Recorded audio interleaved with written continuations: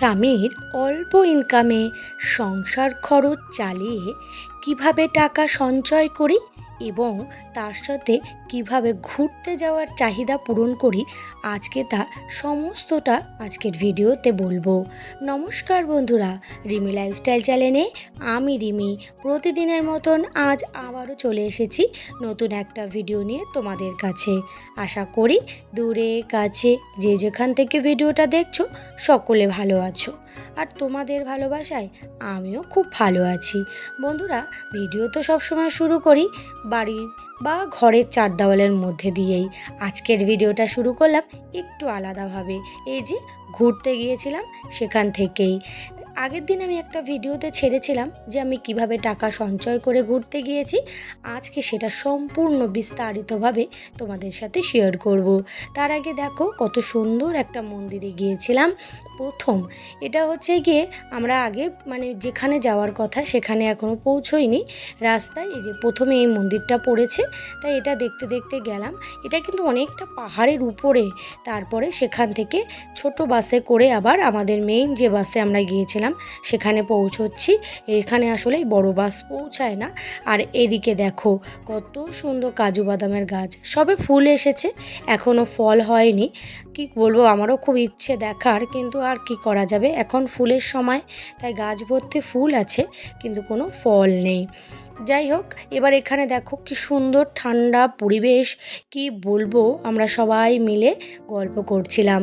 তারপর যাই হোক, এখান থেকে খাওয়া দাওয়া শেষ করে এই যে বেরিয়ে পড়েছি হোটেলের উদ্দেশ্যে। হোটেলে এসে পৌঁছেও গেছি। এবার জানোই তো এখানে হোটেলে বিভিন্ন লোক থাকে, তার জন্য একটু চাদরটাকে পাল্টিয়ে সুন্দর করে ভাঁজ করে নিচ্ছি।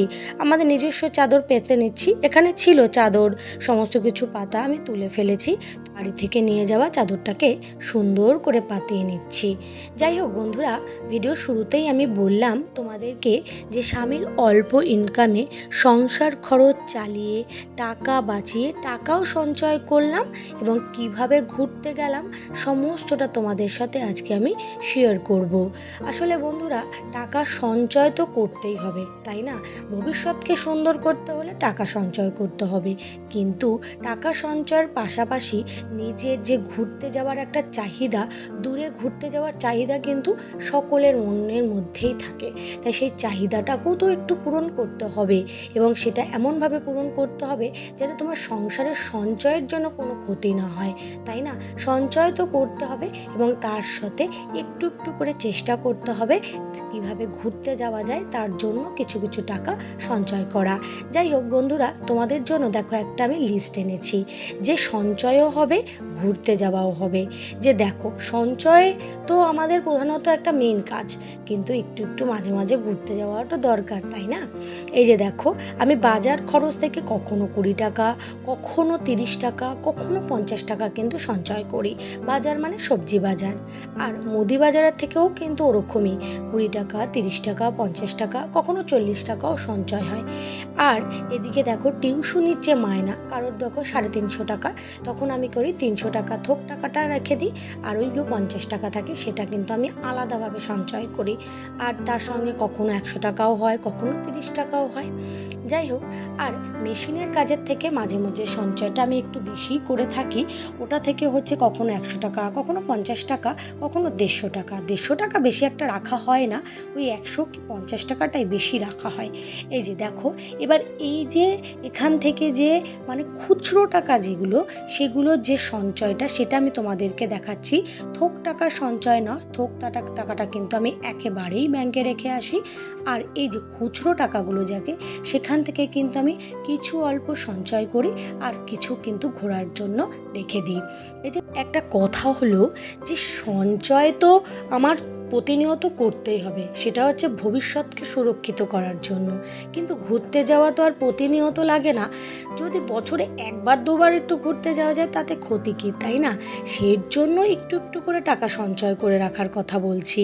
কারণ সঞ্চয়টা কিন্তু বেশি করতে হবে, আর ঘুরতে যাওয়া যে টাকাটা সেটা অল্প অল্প করে সঞ্চয় করতে হবে। কারণ এখন আমি বলবো যে ঘুরতে যাওয়া চাহিদা পূরণ করতে গিয়ে আমি সংসারের সঞ্চয় কমিয়ে দিয়ে ঘোরার পিছনেই টাকা খরচ করে দেবো, সেটা করলে কিন্তু ভবিষ্যৎ কখনোই ভালো হবে না।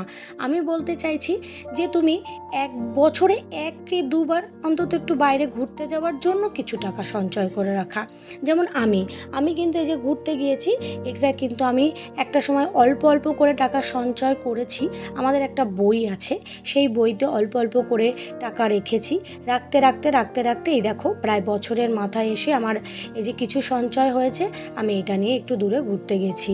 যেহেতু ঘুরতে যাওয়ার সিনটা রয়েছে, সেটার জন্য আমি একেবারে সমস্তটা বিস্তারিত একেবারে বাস্তবের মাধ্যমে তোমাদেরকে তুলে ধরেছি, যাতে তোমরা বুঝতেও পারো এবং তার সঙ্গে আমার এই যে ঘুরতে যাওয়ার সুন্দর মুহূর্তগুলো সেটাও তোমাদের কাছে স্মৃতি হয়ে থাকে, সেটাও তোমরা যাতে দেখতে পারো, সেজন্য আমি এই আজকের ভিডিওটা করছি।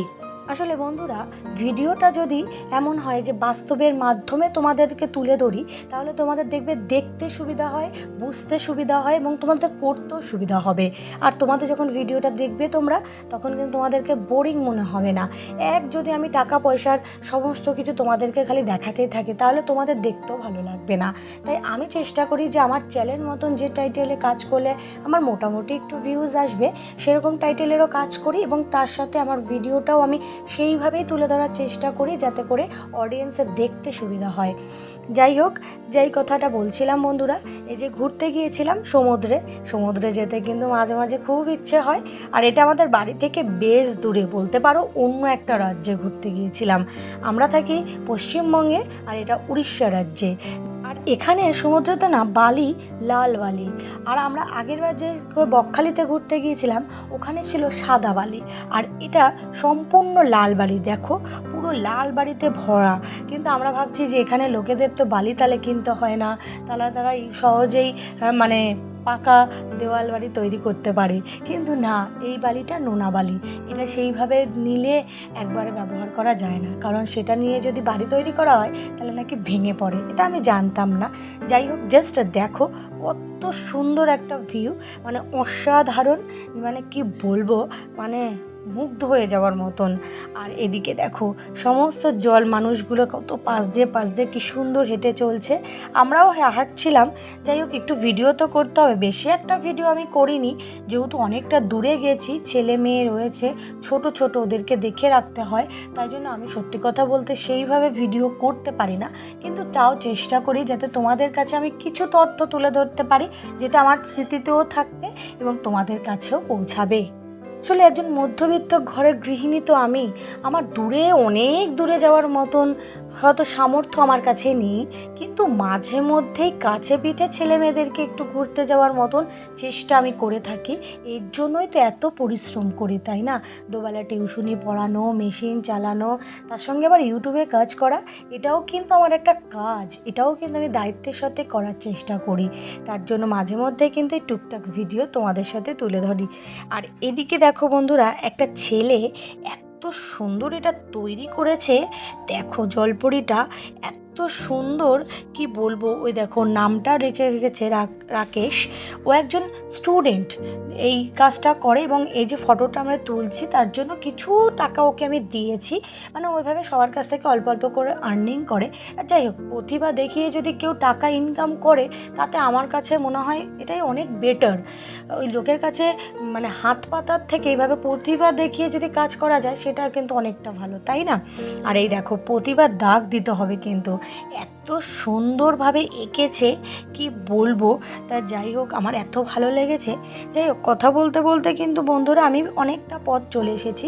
আশা করি ভিডিওটা তোমাদের ভালো লাগবে এবং তোমরা ব্যাপারটা বুঝতেও পারবে, কিভাবে টাকা সঞ্চয় করবে সেটা আমি ডায়াগ্রামের মাধ্যমে তোমাদের কাছে তুলে ধরেছি। তোমরা এইভাবে চেষ্টা করো, তোমরাও টাকা সঞ্চয় করতে পারবে এবং আমার মতন এই কাছে পিঠে অন্তত ঘুরতে যেতে পারবে। যাই হোক বন্ধুরা, সকলে ভালো থেকো, সুস্থ থেকো। আর নতুন বন্ধু যারা আজকের এই ভিডিওটা দেখছো, ভিডিওর কোনো অংশ যদি তোমাদের ভালো লাগে, তাহলে অবশ্যই কিন্তু সাবস্ক্রাইব করে পাশে থেকো। আর পুরনো বন্ধুদের জন্য রইলো আমার তরফ থেকে অনেক অনেক ভালোবাসা। এই পুরীর মন্দিরের সুন্দর দর্শনের মধ্যে দিয়ে আজকের ভিডিওটা আমি শেষ করছি। সকলে সুস্থ থেকো, সাবধানে থেকো, ভালো থেকো আর আমার পাশে থেকো। আবার দেখা হবে নতুন আরেকটা ভিডিওতে।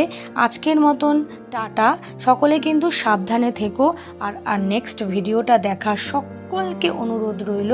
আর শেষে আমার তরফ থেকে অনেক অনেক অনেক অনেক ভালোবাসা। আর এই সুন্দর দৃশ্যটা দেখো, এবং এই সুন্দর দৃশ্যের মধ্যে দিয়ে তোমাদের মনে যদি কোনো ইচ্ছা থাকে তাহলে ঈশ্বরের কাছে চাইতে পারো, তাহলে তোমাদের ঈশ্বর সেই ইচ্ছা অবশ্যই পূরণ করবে। আর সেটাই আমি আশা রাখছি। টাটা, সকলে ভালো থেকো, সুস্থ থেকো, সাবধানে থেকো।